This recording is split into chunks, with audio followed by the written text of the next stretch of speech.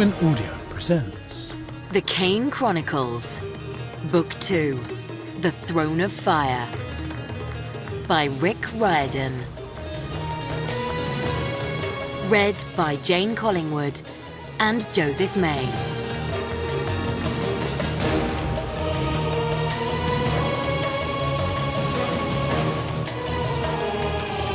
Chapter 1.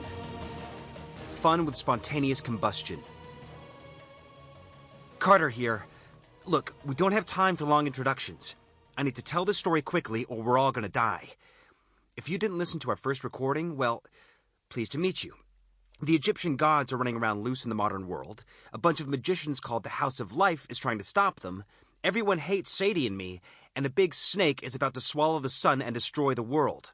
Ow! What was that for? Sadie just punched me. She says I'm going to scare you too much. I should back up, calm down, and start at the beginning. Fine. But personally, I think you should be scared. The point of this recording is to let you know what's really happening and how things went wrong. You're going to hear a lot of people talking trash about us, but we didn't cause those deaths. As for the snake, that wasn't our fault either. Well, not exactly. All the magicians in the world have to come together. It's our only chance. So here's the story. Decide for yourself. It started when we set Brooklyn on fire. The job was supposed to be simple. Sneak into the Brooklyn Museum, borrow a particular Egyptian artifact, and leave without getting caught. No, it wasn't robbery. We would have returned the artifact eventually. But I guess we did look suspicious. 4 kids in black ninja clothes on the roof of the museum. Oh, and a baboon also dressed like a ninja. Definitely suspicious. The first thing we did was send our trainees, Jazz and Walt, to open the side window, while Khufu, Sadie, and I examined the big glass dome in the middle of the roof, which was supposed to be our exit strategy. Our exit strategy wasn't looking too good. It was well after dark, and the museum was supposed to be closed. Instead, the glass dome glowed with light. Inside, 40 feet below, hundreds of people in tuxedos and evening gowns mingled and danced in a ballroom the size of an airplane hangar. An orchestra played, but with the wind howling in my ears and my teeth chattering, I couldn't hear the music. I was freezing in my linen pajamas. Magicians are supposed to wear linen because it doesn't interfere with magic, which is probably a great tradition in the Egyptian desert, where it's hardly ever cold and rainy. In Brooklyn, in March, not so much. My sister Sadie didn't seem bothered by the cold.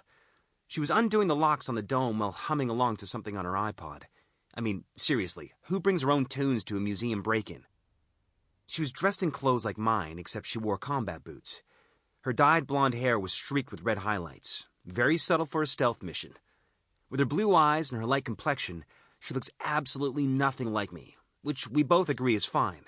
It's always nice to have the option of denying that the crazy girl next to me is my sister.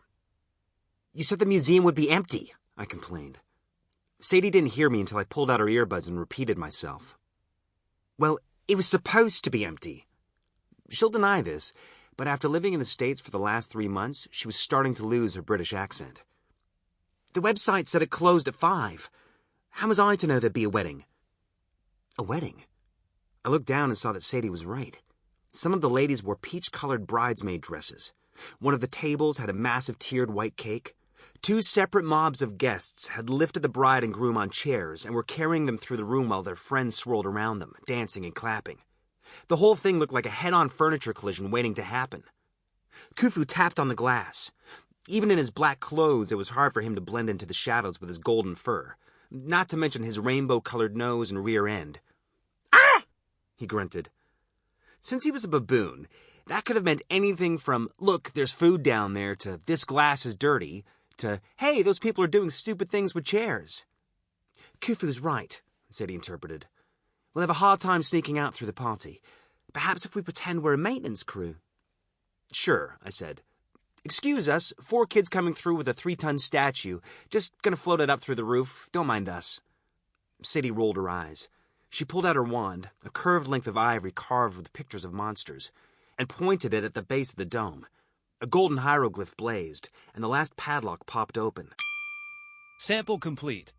Ready to continue?